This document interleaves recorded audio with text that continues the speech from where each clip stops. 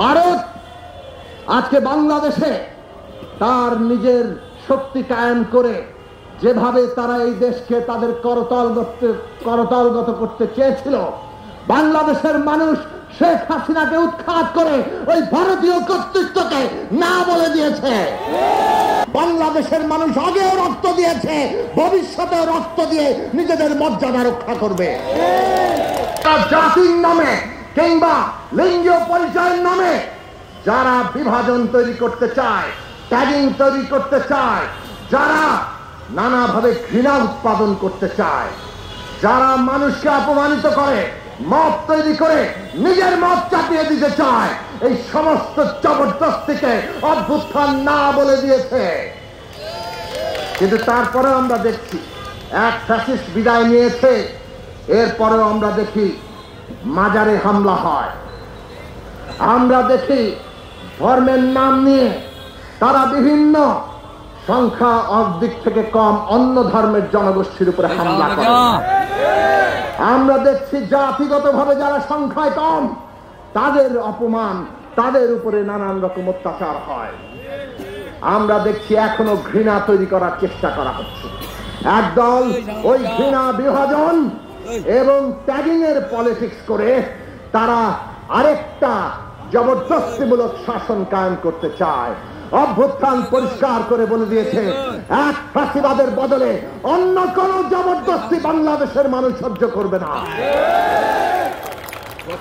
অভ্যুত্থান পরিষ্কার করে বলে দিয়েছে, এই দেশ স্বাধীন সার্বভৌম মর্যাদা নিয়ে দাঁড়িয়ে থাকবে। পৃথিবীর সকল দেশের সাথে বাংলাদেশের মর্যাদা জাতীয় স্বার্থের ভিত্তিতে আমরা সুসম্পর্ক করতে চাই, কিন্তু কোন দেশের কাছে পদানত হতে চাই না। ভারত আজকে বাংলাদেশে তার নিজের শক্তি কায়েম করে যেভাবে তারা এই দেশকে তাদের করতলগত করতে চেয়েছিল, বাংলাদেশের মানুষ শেখ হাসিনাকে উৎখাত করে ওই ভারতীয় কর্তৃত্বকে না বলে দিয়েছে। কাজেই আমরা সকল দেশের প্রতি আহ্বান জানাই, যুদ্ধ করে রক্ত দিয়ে এই দেশ প্রতিষ্ঠিত হয়েছে, কারো কাছে মাথা নোয়াবার জন্য নয়। আমরা আমাদের দেশের স্বার্থ, আমাদের জাতীয় মর্যাদা, তার ভিত্তিতে সকলের সাথে সুসম্পর্ক করতে চাই। আমাদেরকে যদি মাথা নোয়াতে বাধ্য করেন, বাংলাদেশের মানুষ আগেও রক্ত দিয়েছে, ভবিষ্যতেও রক্ত দিয়ে নিজেদের মর্যাদা রক্ষা করবে। আর এই যে চার দিশা, এইটা যদি বাস্তবায়ন করতে হয়, বাংলাদেশে এমন এক রাজনৈতিক ব্যবস্থা লাগবে যে রাজনৈতিক ব্যবস্থা সকলকে অংশ নিয়ে, সকলের অংশীদারিত্ব নিয়ে এ গণতান্ত্রিক ভাবে পরিচালিত হয়। আর সে কারণে আমরা আমাদের দলের, এমনকি দল হিসাবে যখন আমরা ছিলাম না, মঞ্চ হিসাবে আন্দোলন সংগ্রামে কাজ করেছি তখন থেকে, প্রতিষ্ঠা লগ্ন থেকে, এবং রাজনৈতিক দল হিসাবে 2015 সাল থেকে স্পষ্ট ঘোষণা দিয়ে বাংলাদেশের বিদ্যমান রাষ্ট্র ব্যবস্থা, এর স্বৈরাচারী সংবিধান, তার বদলের জন্য, তাকে গণতান্ত্রিক রূপান্তরের জন্য আমরা লড়াই করে এসেছি।